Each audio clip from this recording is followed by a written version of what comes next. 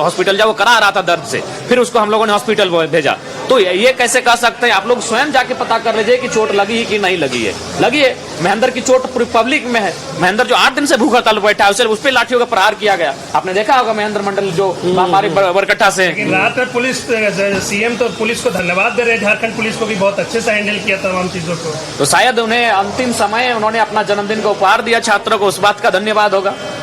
लाठीचार्ज हुई है, बिल्कुल। पूरे आंदोलन का फलाफल क्या निकला? कुछ तो निकला, आउटकम तो निकला नहीं। देखिए, आंदोलन अभी एक दिन में समाप्त नहीं होगा, ना एक दिन से फलाफल मिलेगा, क्योंकि जिस परीक्षा को रद्द करने की मांग की जा रही है उसमें आप अनुमान लगा लिए, अगर 1000 सीटों को ही बेचा गया, 2000 के आसपास सीटें थी, अगर 1000 सीटों को 50 लाख के औसत से बेचा गया तो आप गुना भाग कर लीजिए कितनी राशि हुई होगी।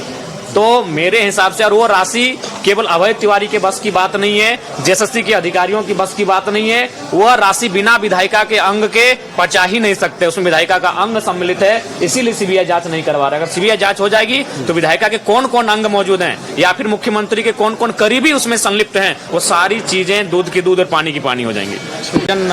छात्र घायल हुए हैं, जिनमें कुछ फीमेल भी हैं, मेल तो संख्या ज्यादा है लेकिन कुछ फीमेल भी हैं। और सबसे दुर्भाग्यपूर्ण है कि जब सब कुछ ठीक ठाक था, दिन में प्रोटेस्ट बहुत ही पीसफुल रहा, दिन में सबका एक दूसरे को सहयोग रहा, छात्रों ने प्रशासन का सहयोग किया, प्रशासन ने छात्रों का, लेकिन रात को आखिर इनको किसने निर्देश दिया या फिर किस पदाधिकारी के निर्देश पर बेरहमी से लाठीचार्ज किया गया, बर्बरतापूर्वक लाठीचार्ज किया गया, लाइट ऑफ करके। क्योंकि देखिए, कुछ लोगों ने नाम ना बताने की शर्त में, कुछ पुलिस के ही लोगों ने हमें सूचना दी कि सबसे पहले इनको बुलाया गया और इनको बैठाया गया कि आप लोग बैठिए, हम लोग वार्ता करेंगे, और फिर कहा गया कि जो लोग भूख हड़ताल पर बैठे हैं, खासकर देवेंद्र जी को जान रहे हैं कि वो भूख हड़ताल पर हैं, बोला उनको छोड़कर बाकी लोगों को एक लाइन से लाठीचार्ज करिए। हालांकि उस क्रम में देवेंद्र जी को भी चोट लग गया। तो मैं यही पूछना चाहता हूं कि जब सब कुछ सिचुएशन कंट्रोल था, अंडर कंट्रोल था, तो फिर ये स्थिति क्यों हुई? ऐसे भी शाम हो चुकी थी, 7 बजे का समय था, बारिश की बूंदाबूंदें भी स्टार्ट हो चुकी थी, सब लगभग लोग घर जा रहे थे, एक दिवसीय प्रोटेस्ट था, वह किसी भी मना के तरीके का क्षति पहुंचा यहाँ से वापस जा रहे थे, लेकिन उस क्रम में फिर से लाठीचार्ज होना, और उसमें पत्रकार साथियों पे लाठीचार्ज किया गया, महिलाओं पे लाठीचार्ज।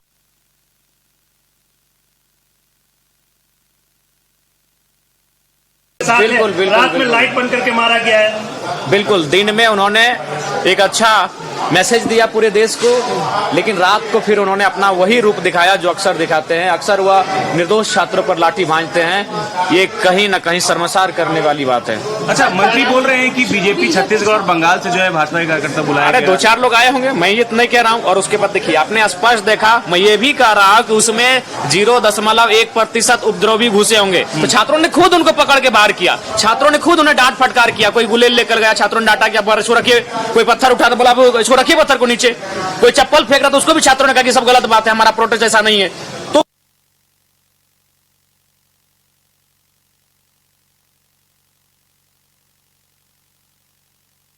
कि ये सूझ उनको डांटा, बल्कि उनको वहां से धमका के बाहर किया कि आप चले जाइए। आपने देखा होगा एक लड़का हेलमेट पहन कर आया, वो गाड़ी को ठोक रहा था प्रशासन की, उसने पकड़ा, बोला बाहर जाइए, हमारा प्रोटेस्ट ऐसा नहीं है। तो अगर ऐसे लोग आए थे, निश्चित ही आए थे, हम अस्वीकार नहीं कर रहे हैं, लेकिन छात्र खुद सचेत थे, ऐसे घटनाओं के लिए कुछ लोग शामिल होंगे, और छात्रों ने खुद उनको वहां से बाहर किया, उनको वहां से दुत्कारा।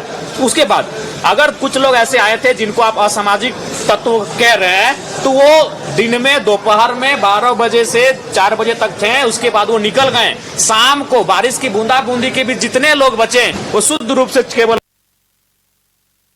थे जो घर रहने का मकान भर नहीं, ये खुशियों की तिजोरी है। दरवाजे पर दस्तक देता पड़ोस, खिड़कियों से उमड़ आता आसमां, तारों में उलझी ऐसी ना जाने कितनी दास्तां। कहती हैं चले डायमंड सिटी, एक सफर हम सफर के साथ अपने घर तक। Diamond city, life long bonding, 500 से ज्यादा खुशहाल डायमंड परिवार। जल्दी करें, सिर्फ 200 फ्लैट बाकी। आज ही बुक करें अपना आशियाना।